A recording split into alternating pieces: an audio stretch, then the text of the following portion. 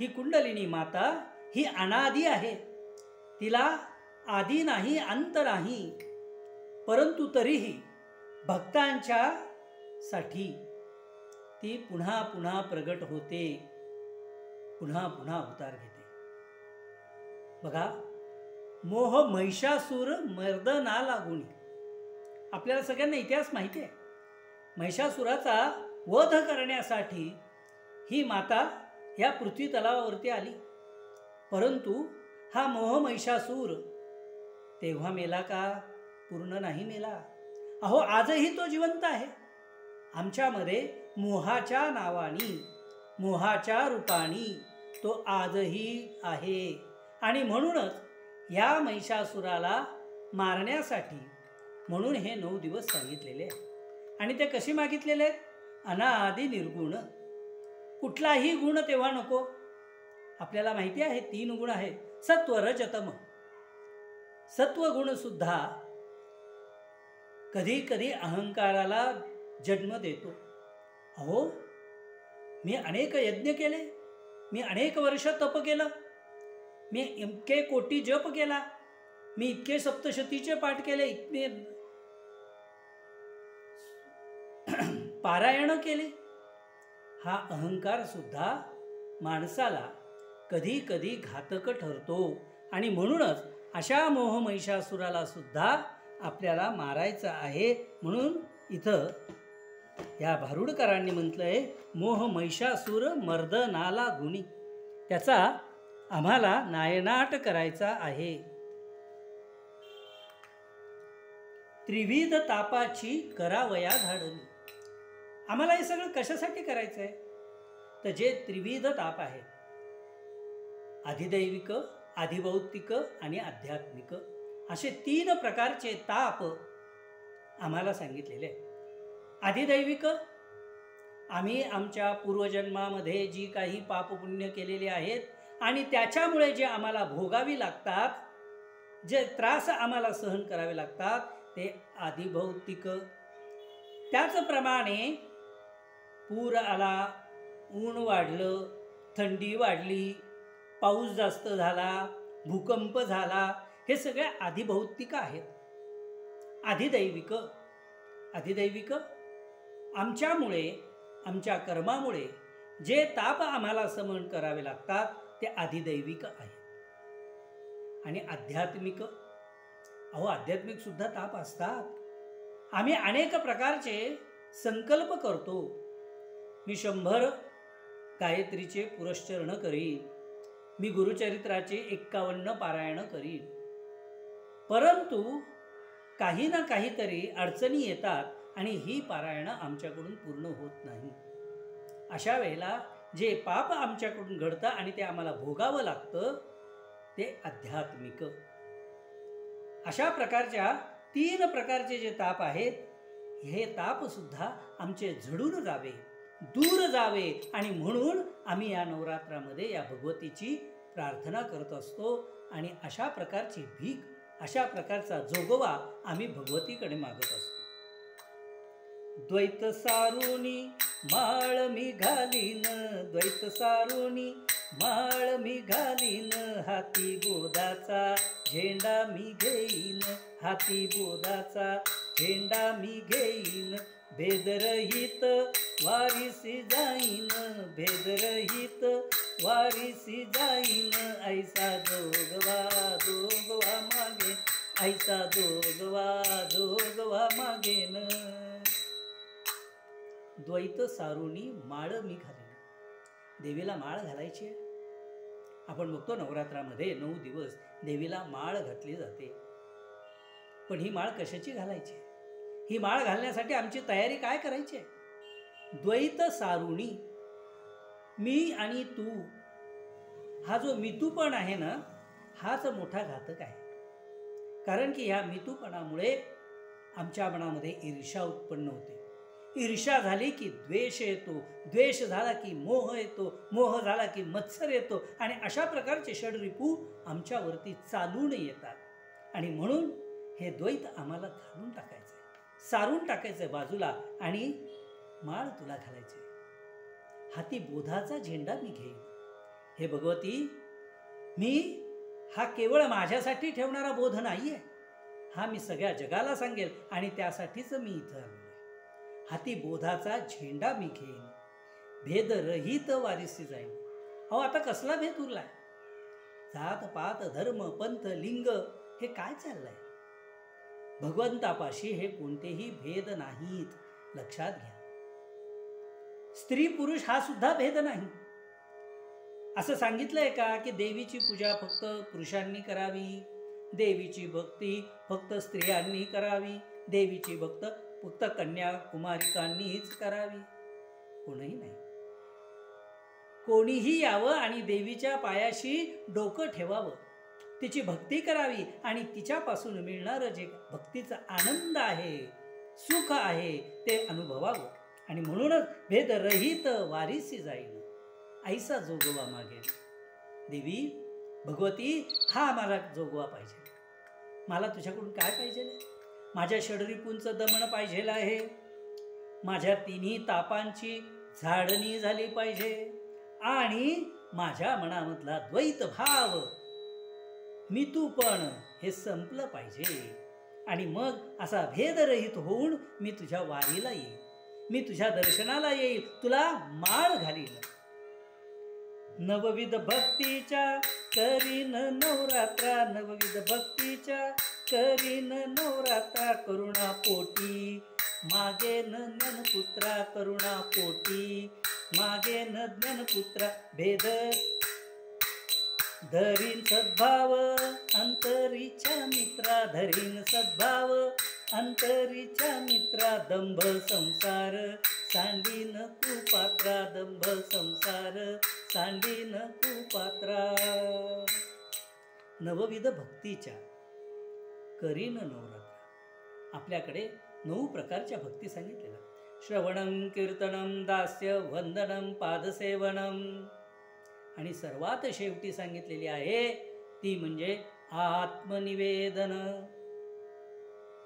हे 9 दिवसांचंच नवरात्र का?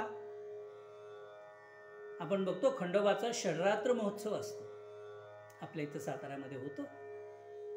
परंतु देवीचं मात्र 9 दिवसांचं असतं, कारण की 9 प्रकारच्या ज्या भक्ती आहेत, श्रवण आहे, कीर्तन आहे, दास्य आहे, पादसेवन आहे, हे सगळ्या ज्या काही 9 भक्ती आहेत, या 9च्या 9 भक्ती आम्हाला मिळाल्या पाहिजे. आणि मग 10व्या दिवशी आम्ही विजय प्राप्त करू.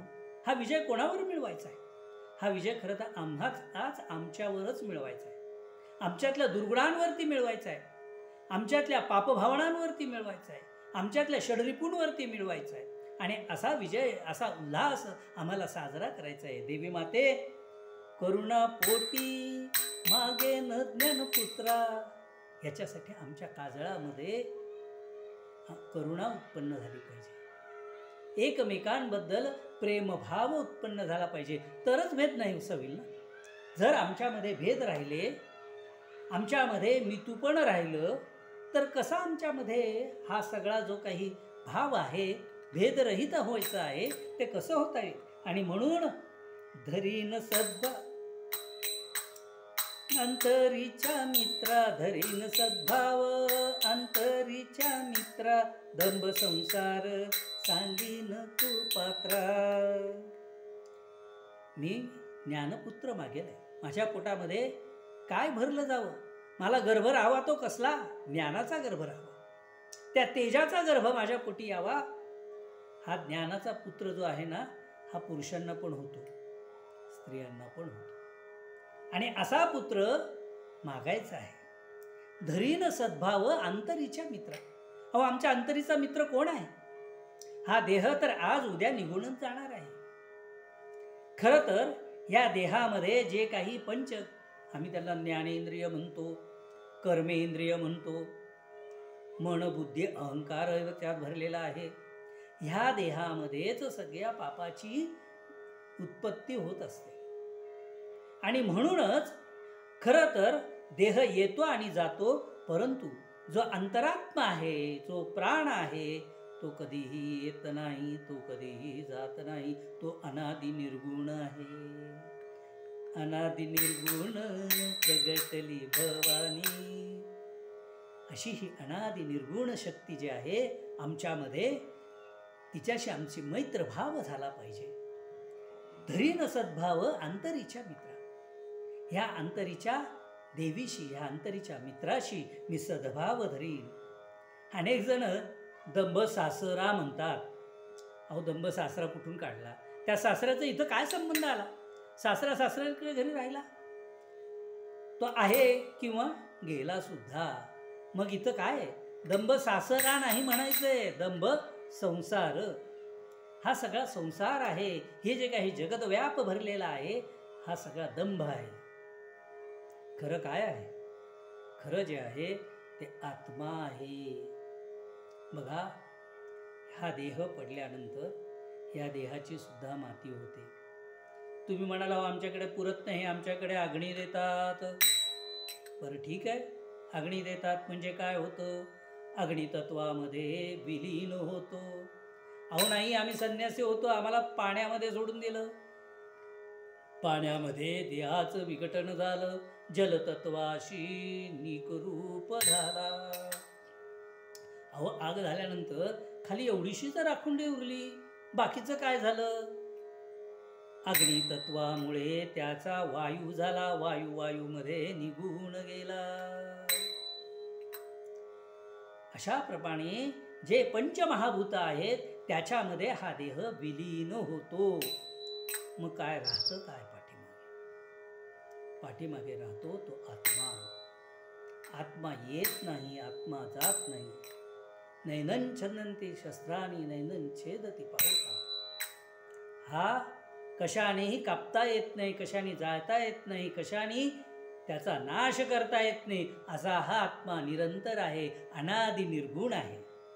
मग असा जो काही दंभ संसार आमच्या आजूबाजूला आहे, ह्याच्यामुळेच आमचं हे पात्र, आमचा हा देह कुपात्र झाला. अहो, आजूबाजूला लोकांकडे त्याचं स्वतःचं घर झालं, त्याची उत्तम गाडी झाली, त्याचे मुलं परदेशात शिकायला गेले. आता मला पैसा कमी पडायला लागला आहे, मग मी काय केलं पाहिजे? मी थोडासा टेबला खालून पैसा घेतला पाहिजे, कुमार्गाने जाऊन पैसा कमवला पाहिजे. असं जर केलं तर सांगा बरं, संसार कसा होईल? संसार कुपात्रा. म्हणून हा कुपात्र संसार आम्हाला मागे सोडून द्यायचा आहे. आणि हे भगवती अत्यंत स्वच्छ मनाने, अत्यंत शुद्ध अंतःकरणाने तुझ्यामध्ये यायचं आहे,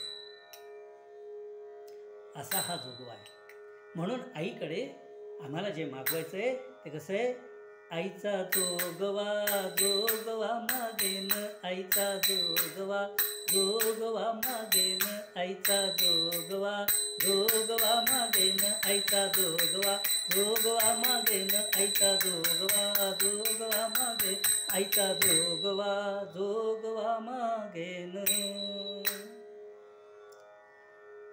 योगानंद करी रिपुक्षय करी, धर्मार्थ निष्ठा करी, चंद्रार्कानल भासमान लहरी, त्रैलोक्य रक्षा करी, सर्वेश्वर्य समस्त वांछित करी,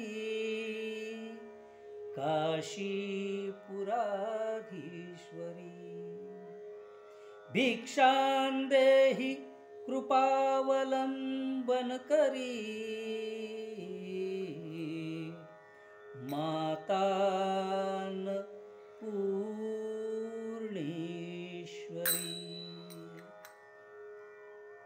जगद्गुरु आदिशंकराचार्यांनी भगवतीची प्रार्थना करताना लिहिलेला हा श्लोक आहे. ह्याच्यामध्ये देवी आम्हाला काय काय देते, किंबहुना देवीकडे आम्ही काय काय मागावं, याचं फार सुरेख आणि अतिशय थोडक्यामध्ये वर्णन केलेलं आहे. योगानंद करी रिपुक्षय करी, हे भगवती आम्हाला योगाचा आनंद दे. योग या शब्दाचा अर्थ आहे जोडलं जाणे. युजन या धातूपासून योग हा शब्द निर्माण झालेला आहे. मग योग करायचा आहे, योगा आनंद करी, आम्हाला योगाचा सुद्धा आनंद मिळाला पाहिजे. मग कशाशी जोडलं जायचं आहे आम्हाला?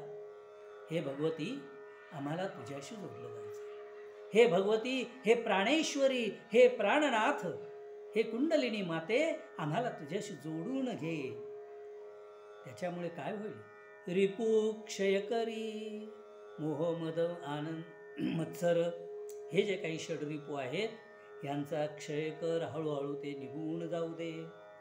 धर्मार्थ निष्ठा करी, धर्मावरती आमची निष्ठा असायला पाहिजे. धर्म या शब्दाचा अर्थ केवळ आम्ही ज्या जातीमध्ये, ज्या धर्मामध्ये जन्माला आलो तो नाही.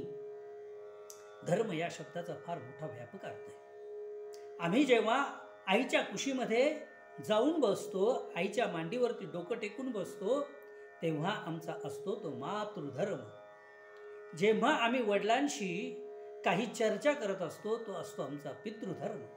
जेव्हा आम्ही शाळेत जातो असतो, तेव्हा आमचा असतो तो विद्यार्थी धर्म. जेव्हा आम्ही देशासाठी लढत असतो, तेव्हा आमचा असतो तो देशधर्म. अशा प्रकारचे अनेक धर्म आहेत. या धर्माने आम्हाला राहू दे, या धर्मावरती आमची निष्ठा असू दे. त्यामुळे आमची जी काही जीवनामधली कर्तव्य आहेत ते अत्यंत साधेपणाने, सुलभतेने आणि सहजतेने घडतील. चंद्रार्क नल भासमान करी, चंद्र जसा हळूहळू हळूहळू वाढतो, कलेने वाढत जातो आणि पूर्ण आनंद होतो, पूर्ण ब्रह्म होतो. पौर्णिमेला पूर्ण चंद्र असतो. त्याप्रमाणे हे भगवती, आम्ही जन्माला आलो ते लहान बालक म्हणून आलो ग. तुझ्याकडे आलो ते सुद्धा आम्ही बालक म्हणून आलेलो आहे. तेव्हा आम्हाला हळूहळू हळूहळू ह्या योगानंदाकडे घेऊन जा, या योगामध्ये घेऊन जा आणि आम्हाला पूर्ण आनंद करून टाक. त्रैलोक्य रक्षा करी, ही जे काही तिन्ही लोक आमच्या आजूबाजूला आहे, तू केवळ माझंच रक्षण नको करू ग, तू ह्या संपूर्ण त्रैलोक्याचं रक्षण कर. आणि म्हणून सर्वेश्वर्य समस्त वांछित करी, केवळ माझंच मागणं पूर्ण नको करू देव.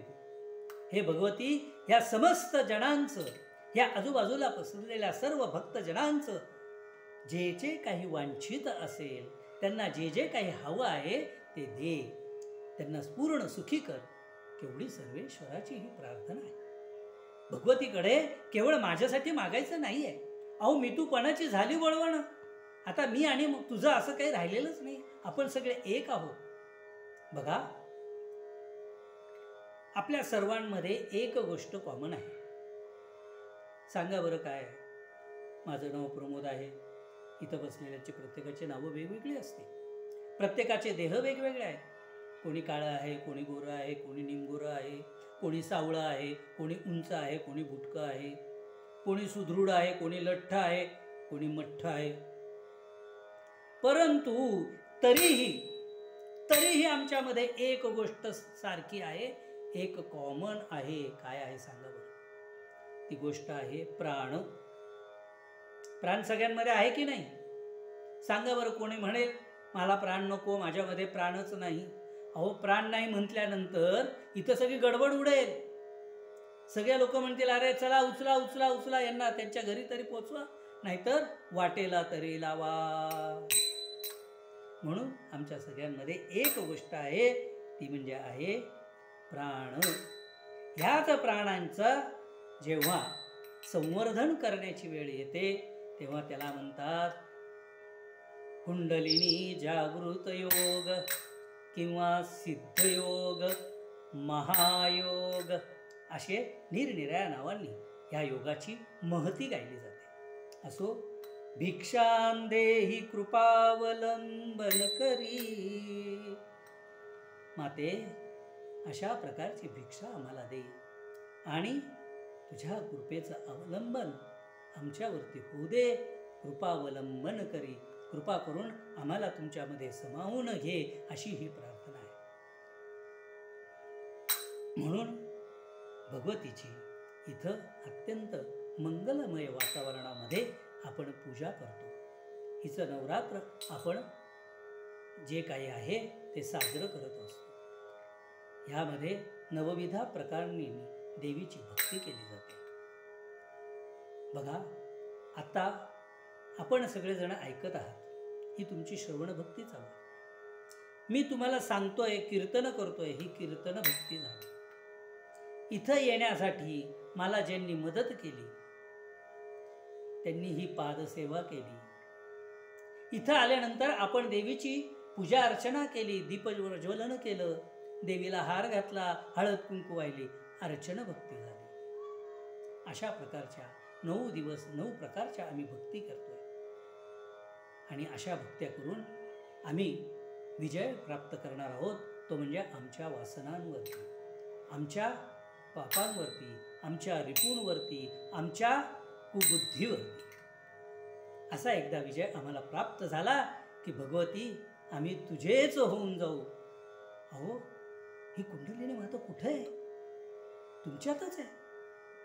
फक्त काय झालंय, आम्ही तिला जगाच्या व्यापामध्ये लावलेला आहे म्हणून ती बहिर्मुखी झालेली आहे. आम्ही सकाळी उठल्यापासून रात्री निजेपर्यंत या शक्तीला, या देवीला निरनिराळ्या कामांना जोडत असतो. चला उठा, आता आम्हाला कामाला जायचं आहे, आम्हाला शौचविधी मुखमार्जन केलं पाहिजे, स्नानाला गेलं पाहिजे, दप्तर भरलं पाहिजे, ऑफिसची बॅग भरली पाहिजे, ऑफिसला गेलं पाहिजे, ते काम केलं पाहिजे, दमून बागून घरी आलं पाहिजे, बायकोवरती ओरडलं पाहिजे, तिच्याकडून चहा मिळवला पाहिजे, मग TV पाहिला पाहिजे. अहो, सगळं मला केलं पाहिजे, परंतु हे करतंय कोण?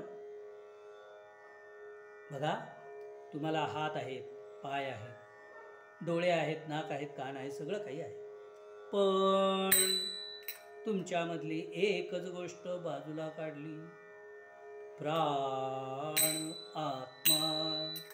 हा प्राण आणि आत्मा जर तुमच्यामधून बाजूला काढला तर तुमचे हात काम करणार नाही, पायाने चालता येणार नाही, डोळ्यांनी पाहता येणार नाही, कानांनी ऐकता येणार नाही, नाकाने वास घेता येणार नाही, तोंडाने बोलताही येणार नाही, कानांनी ऐकता येणार नाही, काहीही काम होणार नाही. मग आम्हाला सर्वात महत्त्वाचं काय आहे? ते हे प्राण आहे. या प्राणांची शक्ती म्हणजेच भगवतीची शक्ती आहे. म्हणूनच माता अन्नपूर्णेश्वरी ही पूर्ण ईश्वर आहे.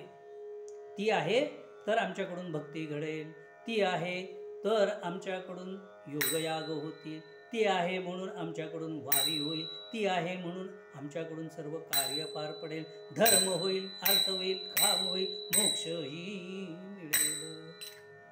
आणि म्हणून या भगवतीचं महत्त्व, या कुंडलिनी मातेचं महत्त्व हे फार मोठं आहे. जय जगदंब, जय जगदंब, जय जगदंब, जय जगदंब.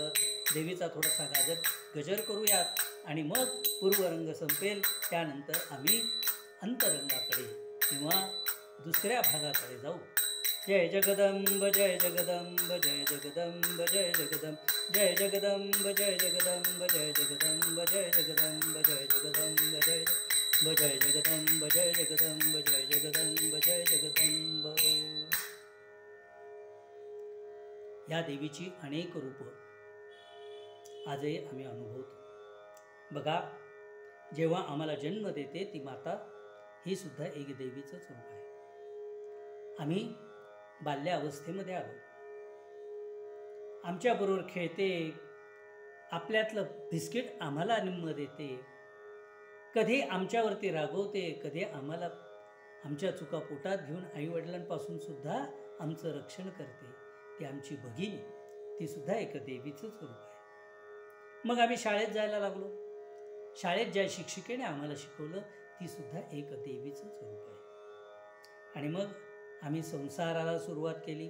ह्या संसारामध्ये आल्यानंतर प्रत्येक क्षणाला आम्हाला जिने मदत केली ती आमची पत्नी, ही सुद्धा एक भगवतीचंच रूप आहे. अशा प्रकाराने ती आम्हाला अनेक प्रकाराने मदत करत असते, आमच्याबरोबर असते, किंबहुना ती आहे म्हणून आमचा संसार सुखाने चालला आहे.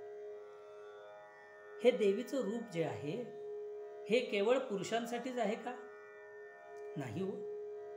बघा, बहीण बहिणीला मदत करते तेव्हा ती सुद्धा तिच्यासाठी देवीच असते. जेव्हा आई मुलीला जन्म देते तेव्हा ती आई सुद्धा त्या मुलीसाठी देवीचंच रूप असते. शिक्षिका मुलींना शिकवते तेव्हा तिच्यासाठी सुद्धा ती देवीच असते. आणि संसारामध्ये जेव्हा पतीच्या खांद्याला खांदा लावून चालते ती सुद्धा देवीच असते. पुंडलिक वरदार विठ्ठल. देवीची तसेच अनेक रूपं आहेत. 9 रूपं शास्त्राने सांगितलेली आहेत. त्यातलं पहिलं रूप आहे माहेरचं वैभव सोडून येते ती वैभव लक्ष्मी. घराचं घरपण जपते ते ऐश्वर्य लक्ष्मी. आपले उदर भरण करते ते अन्नपूर्णा देवी. संसारात संकटांचा सामना करते ती वीर लक्ष्मी. वंशवृद्धी करते ती संतान लक्ष्मी. धनाचा योग्य विनियोग करते ती धनलक्ष्मी. शक्ती समान मुलांना वाढविते ती आदिलक्ष्मी.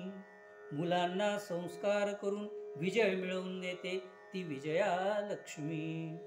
स्वबळाचे दर्शन घडवते हाती अंगी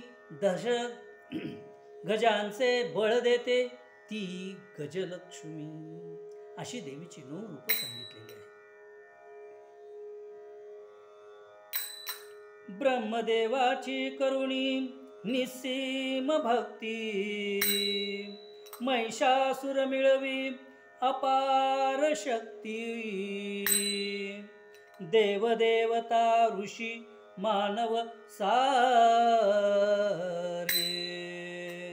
त्या छळाने त्रासून जाती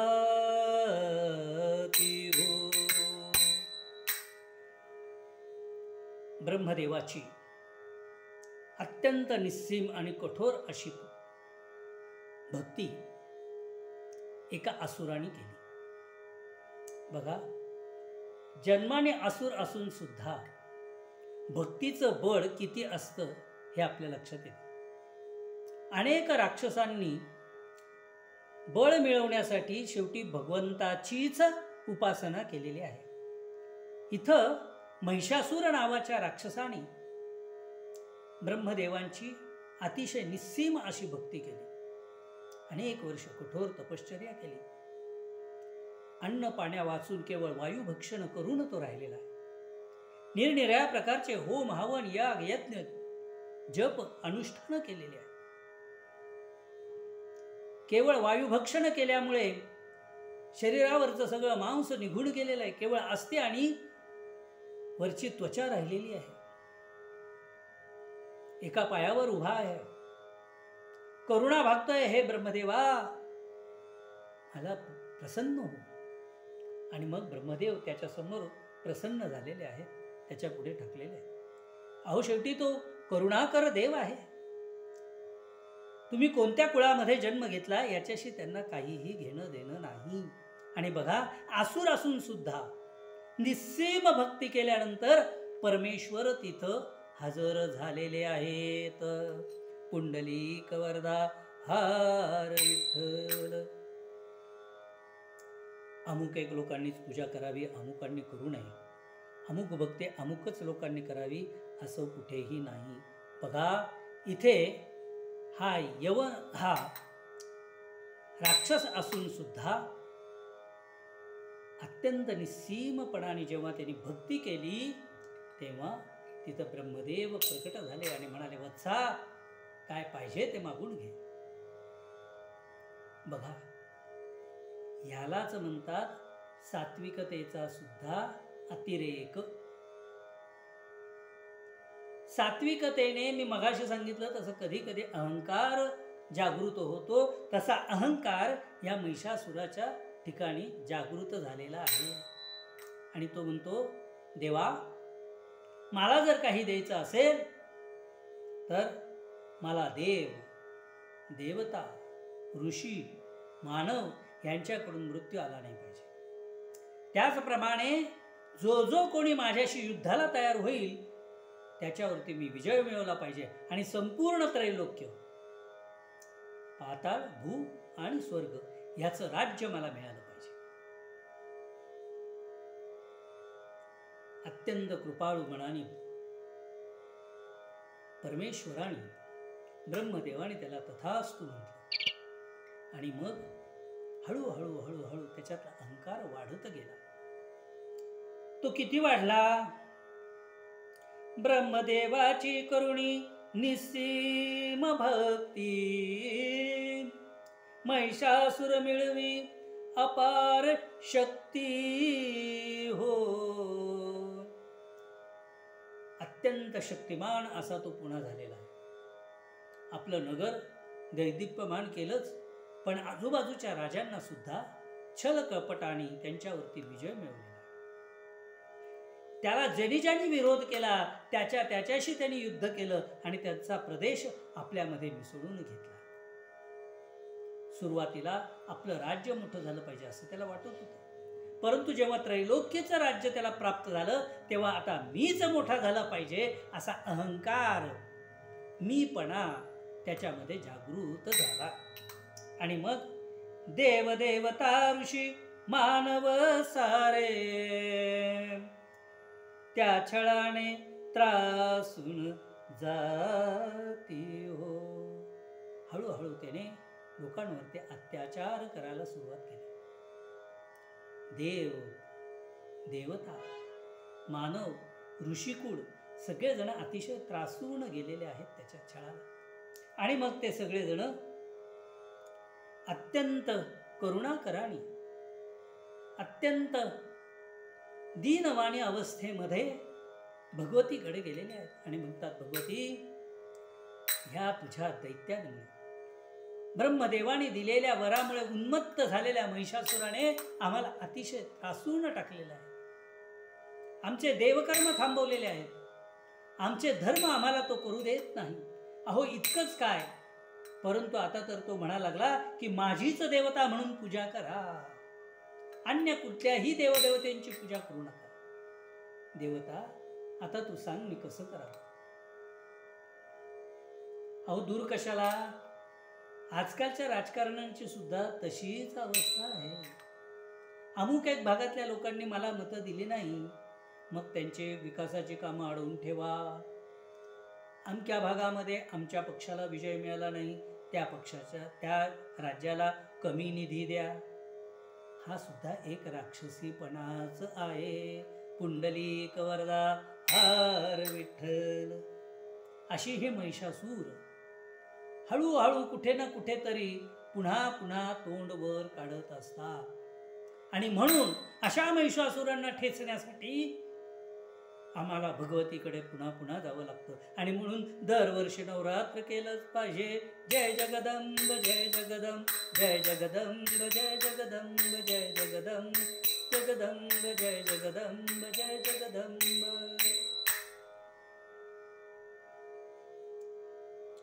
हा महिषासूर अत्यंत उन्मत्त झाला आणि मग त्याला ठिकाणावर आणण्यासाठी, त्याला धडा शिकवण्यासाठी, त्याचा वध करण्यासाठी म्हणून देवदेवता तर नाहीच, ऋषी मानव नाहीच, मग एक अपार शक्ती तिथं जागृत झाली. अनादि निर्गुण प्रगटली भवानी. तिथं त्या भवानीने प्रागट्य रूप घेतलेलं आहे. आपल्याला चित्रामध्ये दिसतात, काही ठिकाणी देवीला 8 हात आहेत, काही ठिकाणी 16 आहेत, काही ठिकाणी 4 आहेत. हे हात म्हणजे तिच्यामध्ये असलेल्या कला, हे हात म्हणजे तिच्यामध्ये असलेल्या निरनिराळ्या प्रकारच्या शक्ती आहेत. हे हात म्हणजे ज्या ज्या प्रकारचे आयुध ती चालवू शकते ते ते आयुध त्या त्या हातामध्ये धरलेले. खरोखर 18 हात होते की नाही, काही ढड्डाचार्य आम्हाला विचारायला येतात. अहो जेव्हा तुम्ही 2 हाताचा माणूस स्वयंपाक करतो तेव्हा त्याचे हात स्वयंपाकी होतात की नाही, हातामध्ये लाटणं येतं की नाही. हेच हात भाजी चिरताना हातामध्ये चाकू येतो की नाही, आणि हेच हात एखाद्याच्या पाठीवरती पडतात तेव्हा त्याचा रट्टा होतो की नाही.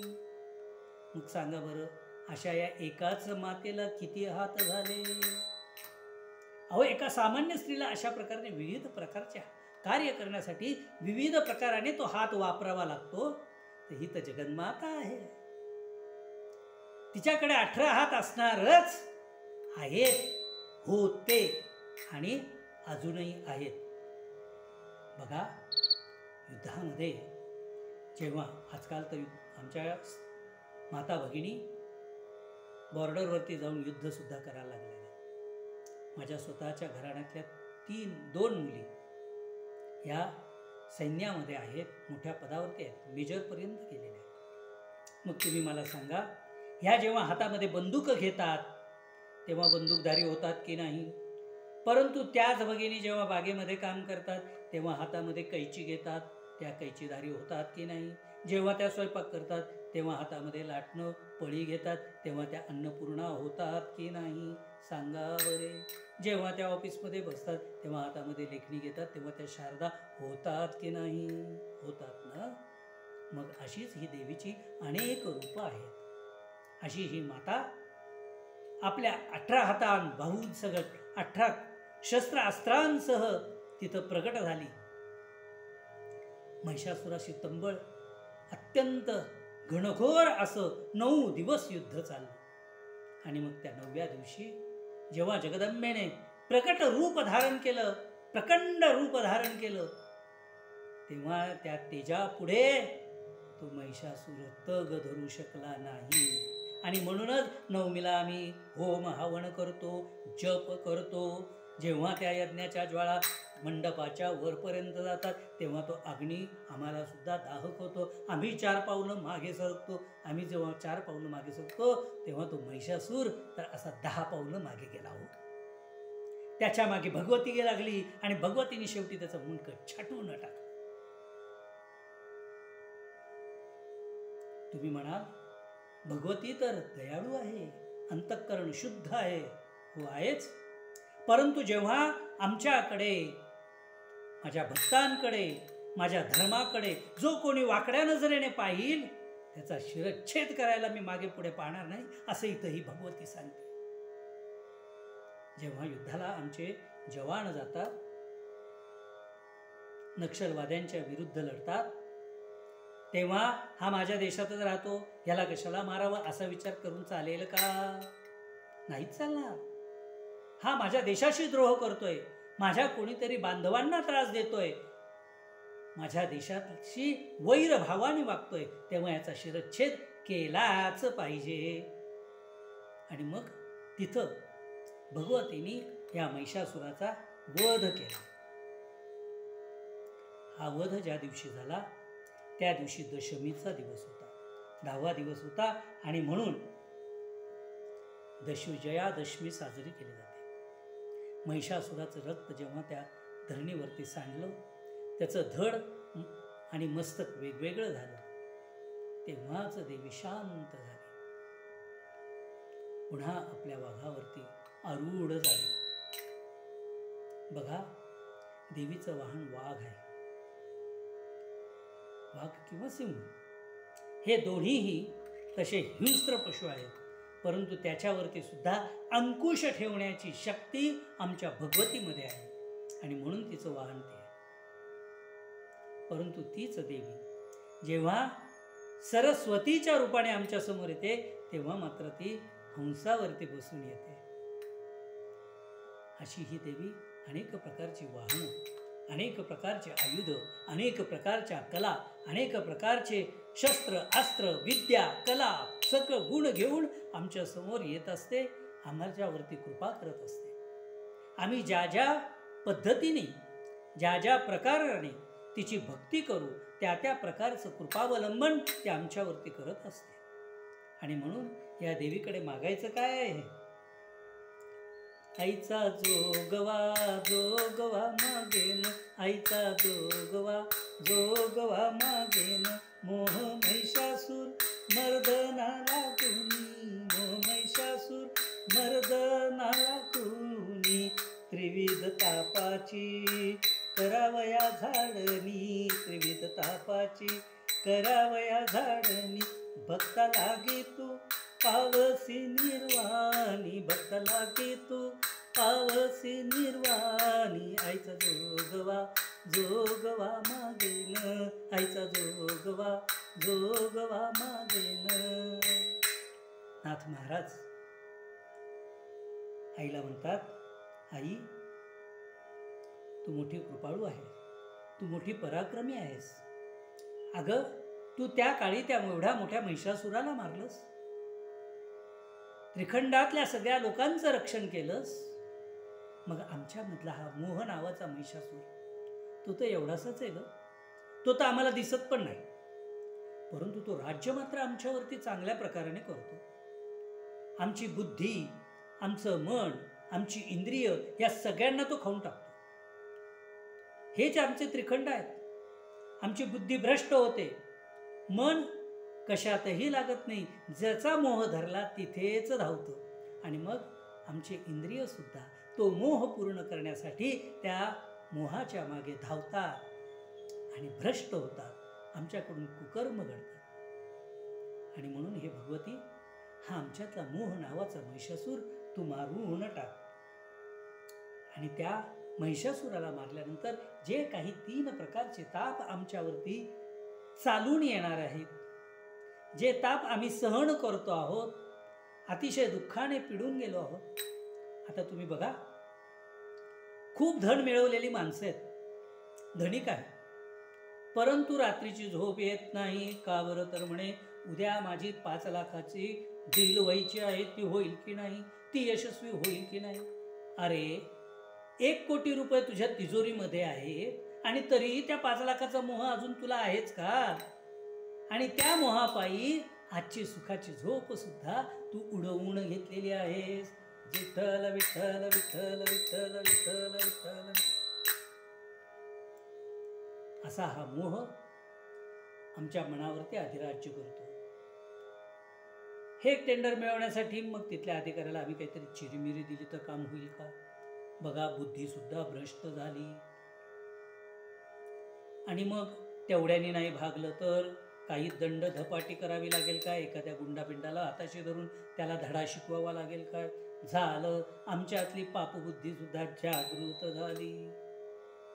एका मोहापायी आमचा सगळा सत्यानाश होतो. आणि म्हणून हे भगवती, तुला जर मारायचंच असेल तर आमच्यातला मोह हा महिषासूर तू मारून टाक.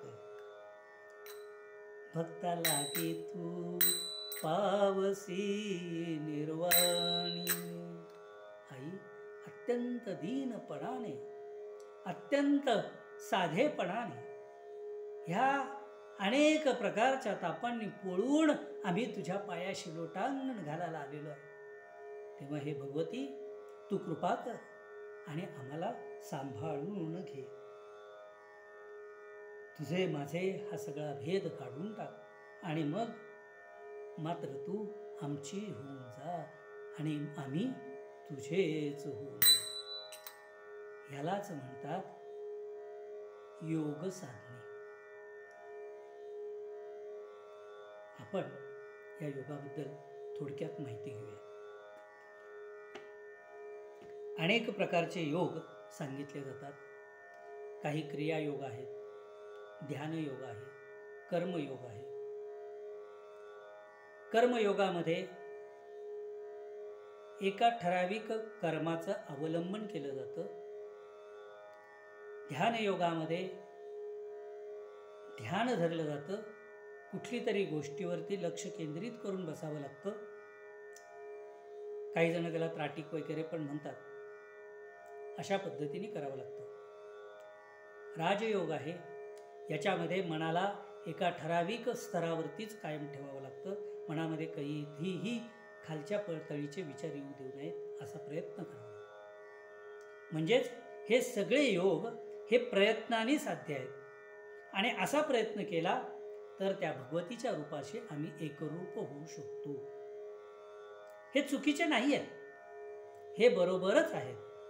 परंतु त्याचबरोबर भगवंतानी एक सिद्धयोग सांगितलेला आहे, एक महायोग सांगितलेला आहे. माऊली त्याला तर म्हणतात पंथराज. बघा, आम्हाला एक ठराविक गावी जायचं आहे. समजा आम्हाला औरंगाबादहून मुंबईला जायचं आहे. काही जण बसनी जातील, काही जण रेल्वेने जातील, काही जण टॅक्सीने जातील, काही विमानानेही जातील. बसने जाणाऱ्या माणसाला खर्च कमी लागेल पण वेळ जास्त लागेल. टॅक्सीने जाणाऱ्या माणसाला त्याच्यापेक्षा कमी वेळ लागेल पण खर्च जास्त होईल.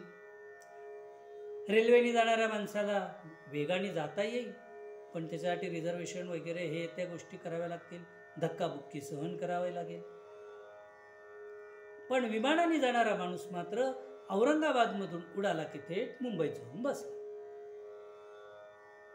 त्याचप्रमाणे हे अनेक प्रकारचे योग म्हणजे निरनिराळे मार्ग आहेत, भगवंताला प्राप्त करून घेण्याचे निरनिराळे पंथ आहेत. पण ज्याप्रमाणे विमानाचा प्रवास, हवाई प्रवास हा सर्वश्रेष्ठ मानला जातो, तसं ज्ञानेश्वर माऊली म्हणते पंथराज हा सर्वात श्रेष्ठ आहे. त्याच्यामध्ये काहीही करावं लागत नाही, काही करावं लागत नाही, इतका सोपा आहे आणि तरी तो पंथराज आहे. मग सांगा तरी आम्हाला काय करायचं आहे. निश्चितच तुम्ही म्हणाल तेव्हा काहीही करावं लागत नाही. मायबाप हो, डोळे मिटायचे, शरीर अत्यंत ढिलं सोडायचं आणि आपोआप होणाऱ्या श्वासांवरती लक्ष केंद्रित करायचं.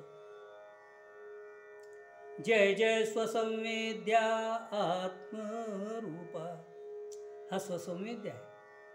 प्रत्यक्ष अवगमनम, हा प्रत्यक्ष आतमध्ये येतो आणि जातो.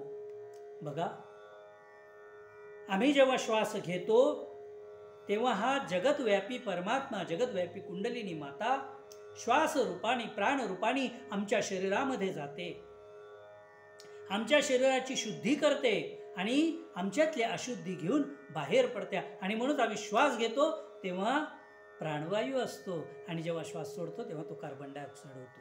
म्हणजे अशुद्धता आमच्यामध्ये आहे, बाहेर कुठेही नाही. या प्राणशक्तीमध्ये कुठलीही अशुद्धता नाही आहे. किंबहुना तुमच्यातली अशुद्धता काढण्यासाठीच ती प्रत्येक वेळेला आतमध्ये जाते आणि बाहेर येते. ह्या अशा या प्राणशक्तीवरती लक्ष केंद्रित करून काही काळ बसायचं. आता तुम्ही म्हणाल काहीच करायचं नाही, मग हे तरी कसं करायचं. हो, काही करायचं नाही, हे गोष्ट खरी आहे. परंतु केव्हा काही करायचं नाही आहे. तुम्ही आसन घातलेलं आहे, म्हणजे एखादी जाड चादर, गोधडी किंवा काहीतरी पांढरं वस्त्र, दर्भासन घेतलेलं आहे. त्याच्यावरती पांढरं शुभ्र एखादा वस्त्र टाकलेलं आहे. पांढरंच का बरं. पांढरा रंग हा शुचितेचा आहे म्हणून ते टाकलं पाहिजे. त्याच्यावरती मांडी घालून बसलं पाहिजे. मांडी घालून बसल्यानंतर डोळे बंद केले पाहिजे. का बरं डोळे बंद करायचे. अहो, डोळे सगळ्यात लबाड इंद्रिय आहे. आमचे डोळे आत्तासुद्धा बघा, कीर्तन ऐकता ऐकता काहींचे शेजारणीकडे लक्ष आहे. अहो, तिची साडी बघितली का. मला असं वाटतं पैठणी दिसतेय. कशाची ग पैठणी. ती साधी बनारस सिल्क आहे. झालं. ह्या डोळ्यांनी कीर्तनाकडे लक्ष नाही, भगवंताचं नामस्मरण चाललंय तिकडे लक्ष नाही. लक्ष कुठे नेलं. शेजारणीच्या साडीकडे. अशा पद्धतीने हे लबाड डोळे आहेत म्हणून ते बंद करा. आणि मग लक्ष कुठे लावायचं आहे.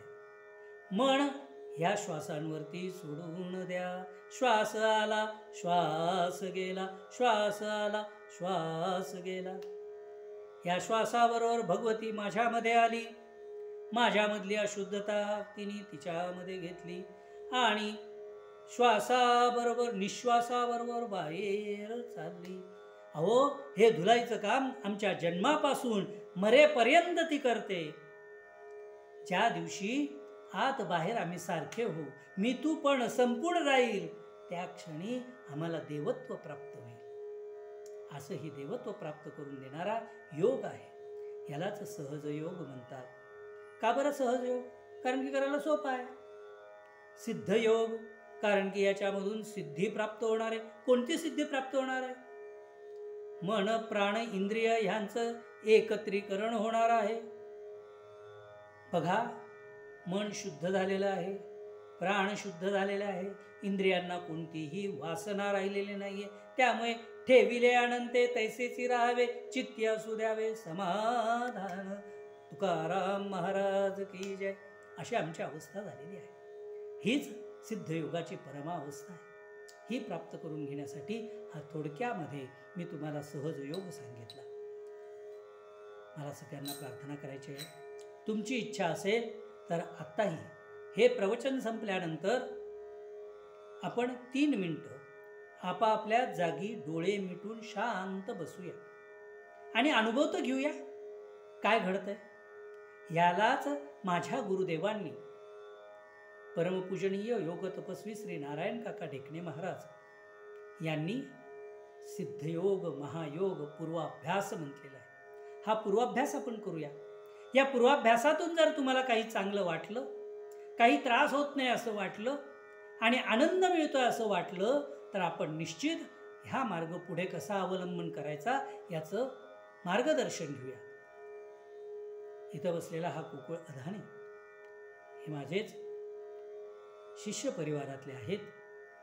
त्यांनी हा मार्ग अवलंबला. त्यांचं असं म्हणणं आहे की जो कोणी हा मार्ग अवलंबेल त्याची व्यसनं कमी होतील, त्याचं मन शांत होईल, भटकंती थांबेल, केलेल्या कामामध्ये लक्ष लागेल आणि यश आपोआप त्याच्या पायाशी येईल. हा त्यांचा स्वानुभव आहे. माझा तर आहेच आहे. माझ्यासारख्या अनेक अनेक अनेक हजारो लोकांचा अनुभव माझ्या गुरुदेवांकडून ज्यांना ज्यांना दीक्षा प्राप्त झाली त्यांचा आहे. हा अनुभव आपण सर्वांनी घ्यावा असं आपल्याला सांगून या कीर्तनाचा आपण शेवट करूया.